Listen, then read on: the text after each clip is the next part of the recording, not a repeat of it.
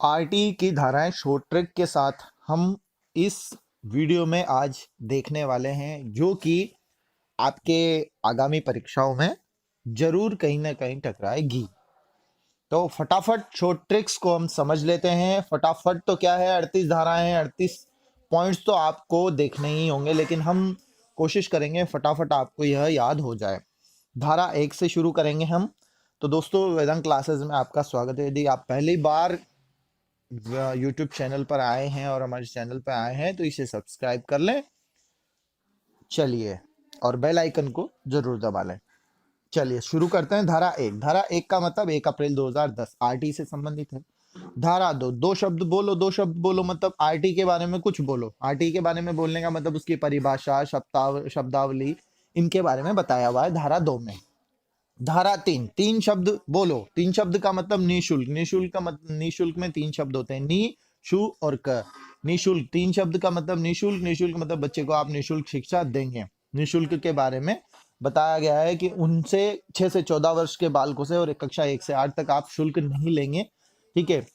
4, उम्र के आधार पर प्रवेश देने से नहीं रोका जाएगा कि वो उसकी क्या उम्र है, इस आधार पर उसे नहीं रोकेंगे। ठीक है। 5, 5 उंगलियों में टीसी। टीसी दे दो मतलब, टीसी का मतलब स्थानांतरण से संबंधी जो पॉलिसी है वो धारा 5 में लिखी हुई है। धारा 6। धारा 6, स्कूल की दूरी कितनी 6, तो कितनी 6 स्कूल की दूरी, तो दूरी से संबंधित धारा 6।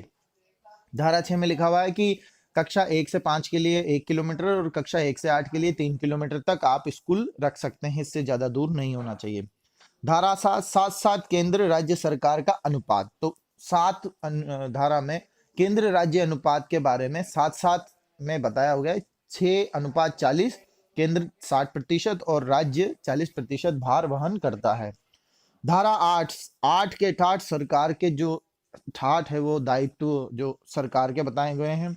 धारा 9 में सरकार से नीचे अधिकारी होते हैं, उनके दायित्व हैं। धारा 10 में अधिकारियों से नीचे माता पिता दायित्व वहन करते हैं एसएमसी में, तो माता पिता के दायित्व हैं। धारा 11 में माता पिता के बाद में आंगनबाड़ी आते हैं, तो 3 से 6 वर्ष के लिए आंगनबाड़ी बच्चों के लिए है। धारा 12 इंपॉर्टेंट है, 25% आरक्षण का प्रावधान है इसमें बच्चों के लिए जो गरीब छात्र हैं।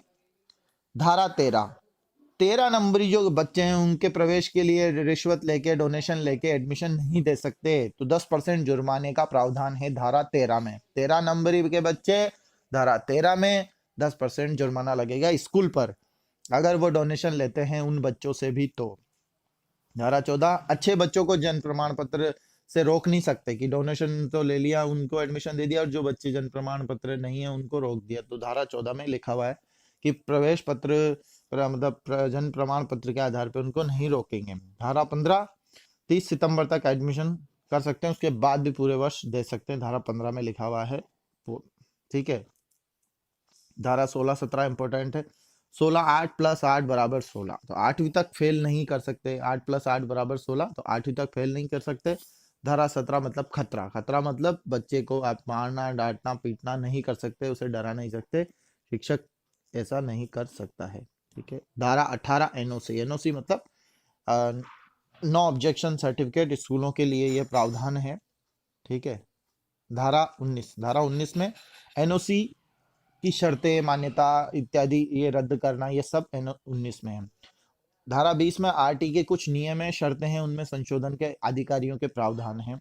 धारा 21, ये इंपॉर्टेंट है, याद रखनी है। धारा 21, एसएमसी। धारा 22, एसएमसी के कार्य। धारा 23, शिक्षक की नियुक्ति होती है, जो रीट सीटेट है, इसके प्रावधान है। और शिक्षक के कर्तव्य धारा 24 में है।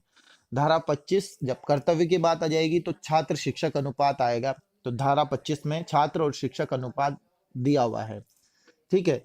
धारा 26, अगर छात्र शिक्षक अनुपात है तो जब छात्र पूरे हैं तो शिक्षक भी पूरे होने चाहिए, तो धारा 26 में लिखा हुआ है कि 10% से ज्यादा सीटें रिक्त नहीं होनी चाहिए शिक्षकों की।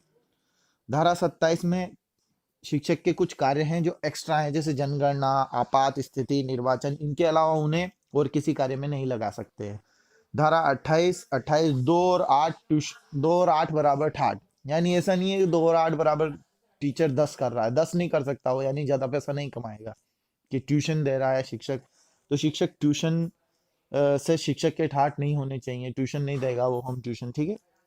धारा 28 इंपॉर्टेंट है। धारा 29 में पाठ्यक्रम मूल्यांकन जो अधिकारी होते हैं, जो निर्माण करते हैं, उनके अधिकार दिए हुए हैं। धारा 30 8वीं तक कोई बोर्ड नहीं लेंगे। धारा 31 बालक की शिकायत। धारा 32 बालक की शिकायत का निवारण। और धारा 33 में केंद्र राज्य सलाहकार परिषद। धारा 34 राज्य सलाहकार परिषद। 33 में केंद्र और 34 में राज्य। 35 में केंद्र राज्य द्वारा मार्गदर्शक सिद्धांत जारी करना। धारा 36 जुर्माना लगाने से पहले अधिकारी से पूछो। जो स्कूल को जुर्माना लगता है उससे पहले अधिकारी से पूछना जरूरी है कि जुर्माना लगेगा नहीं लगेगा, या रियायत देनी चाहिए नहीं देनी चाहिए। धारा 37 38 इंपॉर्टेंट है। 37 में एसएमसी राज्य सरकार केंद्र सरकार के खिलाफ आरटीई से संबंधित कोई आप याचिका वाद दायर नहीं करवा सकते। और धारा 38 समय समय पर इसमें परिवर्तन किया जा सकता है, इसकी शक्ति सरकार के पास है। तो ये शॉर्ट ट्रिक्स है, जो 38 धाराएं हैं, आप इनको पढ़ें, याद रह जाएगी आराम से। तो इसी तरह से हम नेक्स्ट कोई ट्रिक लेकर के आएंगे आपके लिए। बने रहे चैनल पे।